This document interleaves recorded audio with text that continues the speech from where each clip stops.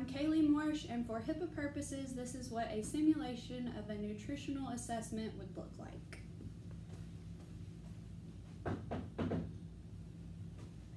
Hello, good morning. I'm Kaylee Marsh. I'm going to be your nurse today. How are you doing? Pretty good. Good. So would you go ahead and verify your name and birthday for me, please? Meg Compton, October 1st, 1978. Great. So what brings you in today?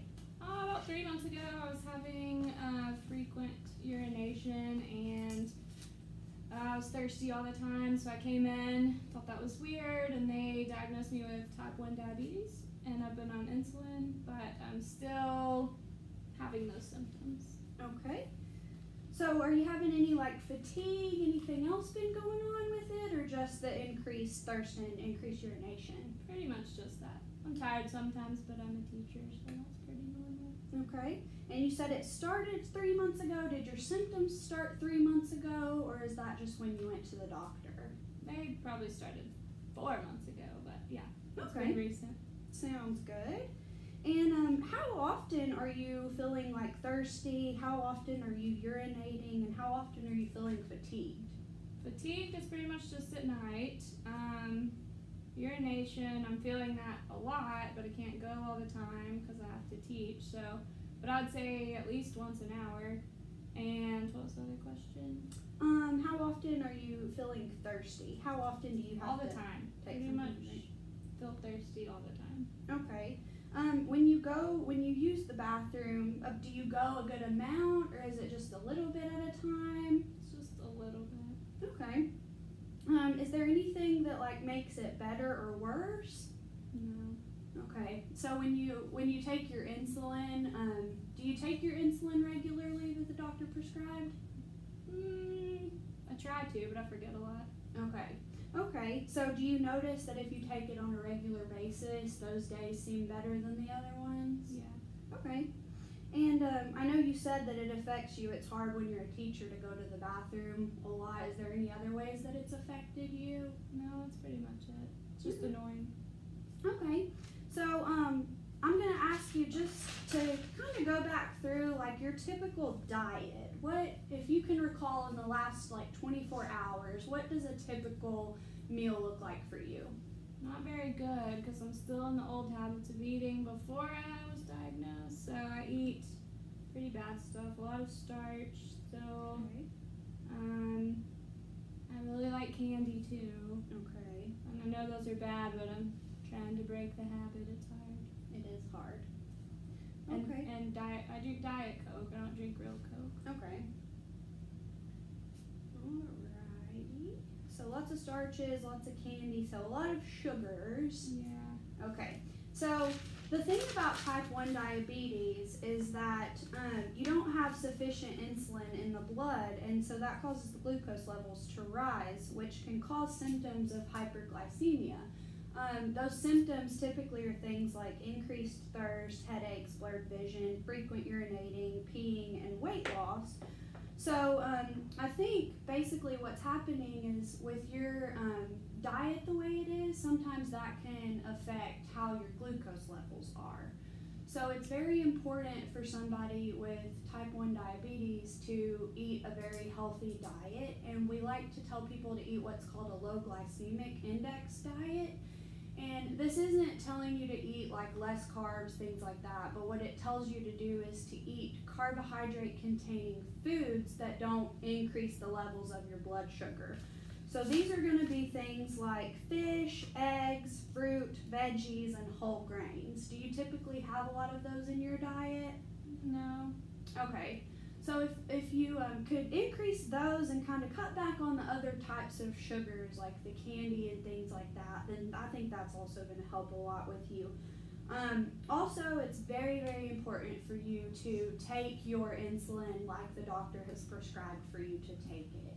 That's going to be key in helping balance your blood glucose levels. What was your last blood glucose level? What do you typically run at? I don't remember. Okay, so is it typically in the 180s or 200s? Yeah, probably. Okay, so we like for our blood glucose levels to be around 100.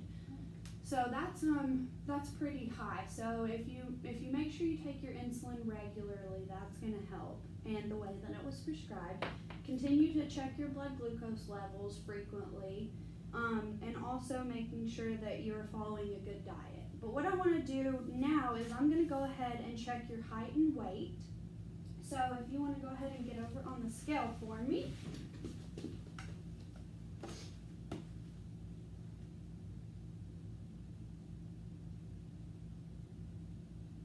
All right, so 154.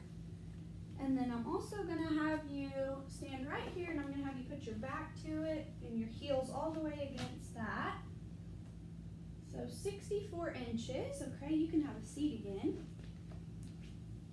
And so the reason we calculate, the reason we take your height and weight is so that we can do something called a BMI, which is a body mass index. This helps us determine if you are at a healthy weight or not.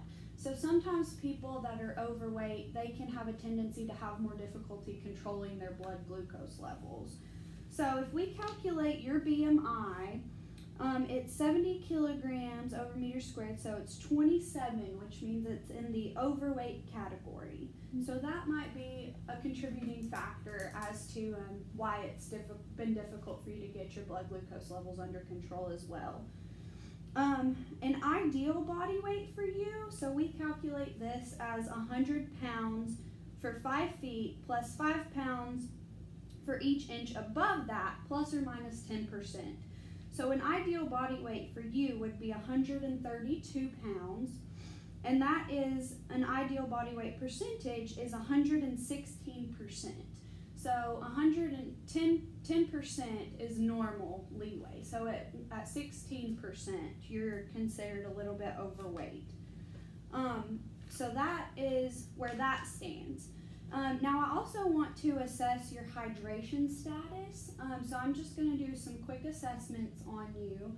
I'm going to assess your skin turgor, your neck veins, check for any edema. I'm going to look at your tongue and things like that. So let's go ahead and do that. For your intake and output, do you feel that what you take in is pretty much equivalent to what you put out? Probably, yeah. Okay. So with the increased thirst, you drink a lot more, but you're also peeing a lot more. So that's pretty even.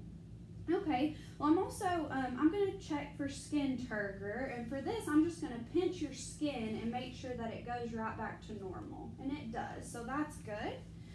And then I'm also going to look at something called venous filling, so I'm going to have you lower your arms, good, yeah, and then I'm just going to have you raise them up like this, good, that looks good, and go ahead and lower them again, alright. And then it doesn't look like you have any edema, your feet are even, there's no swelling, no pitting edema, anything like that. And then also, I'm going to have you just stick out your tongue for me, open your mouth. It's moist, it's pink, it looks good. Does your mouth feel dry at all? No. Okay. And your eyes look good, there's no dark circles around your eyes. And then I'm just going to have you lay back supine for me, just laying back on your back. I don't know what that means. And I'm going to look at your neck veins here. They look good, and I'm going to have you go ahead and sit up for me. Alright, and they look good, so that's good.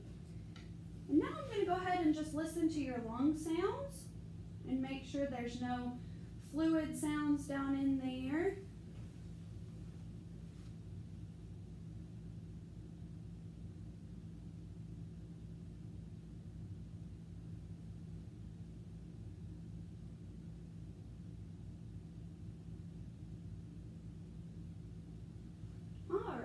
So your lungs sound clear, so that's good. Alright, so I think basically if we can just get the diet under control with the low glycemic index diet, focusing on that, and then taking your insulin regularly, I think that's a big part of it, and then getting good exercise. Do you exercise frequently? Not frequently. I walk about once or twice a week. Okay, so maybe if you could just increase that maybe to at least like 3 to 5 times a week, then that would help as well to kind of get the weight under control too, to help balance that. So, do you have any questions for me? All right, well, it's been a pleasure.